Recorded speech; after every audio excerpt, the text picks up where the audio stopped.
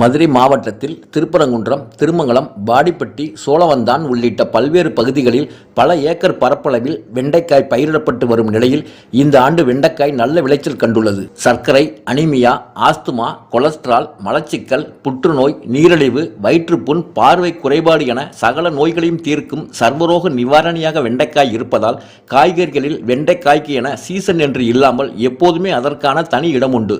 அந்த வகையில் மதுரை மாவட்டம் செல்லம்பட்டி ஒன்றியம் பகுதிகளில் நத்தப்பட்டி கிராமம் மற்றும் அதன் சுற்றுவட்டார பகுதிகளில் ஆண்டுதோறும் வெண்டைக்காய் மானாவாரி பயிராக பயிரிடப்பட்டு வருகிறது. மேலும் இந்த ஆண்டும் செல்லம்பட்டி ஒன்றியத்தில் வேளாண் துறை சார்பில் விவசாய இடுபொருட்கள் வழங்கப்பட்டு பல ஏக்கர் பரப்பளவில் பயிரிடப்பட்டுள்ள வெண்டைக்காய் சாகுபடியில் தற்போது நல்ல மகசூல் கண்டுள்ளதாக விவசாயிகள் தெரிவிக்கின்றனர். மேலும் இந்த ஆண்டு வெண்டைக்காய் நல்ல மகசூலுடன் சந்தைகளிலும் கிலோ ரூபாய் 15 முதல் 20 ரூபாய் வரை விலை போவது விவசாயிகளிடத்தில் மகிழ்ச்சியை ஏற்படுத்தியுள்ளது என்றும் கூறுகின்றனர் மதுரை மாவட்ட விவசாயிகள். மானாவாரி பயிரில் இப்போ விளைஞ்சி ஒரு ஏக்கர் வெண்டிக்காய் நட்டிருக்கோம். நட்டதில் நல்ல மகசூல். இப்போ சந்தையில் 15 ரூபா 20 ரூபா வரைக்கும் விலை போகுது.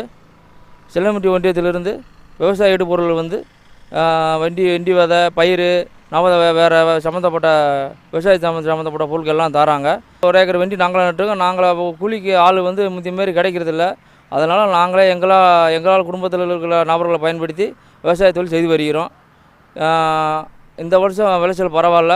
எனது சந்தையில் விலைவாசி ஓடுறவாசி இருந்தாலும் மகிழ்ச்சி அடைகிறோம். ஒரு ஏக்கர் நாங்கள் வெண்டிக்காய் நிலம் பயிரிட்டிருக்கோம்.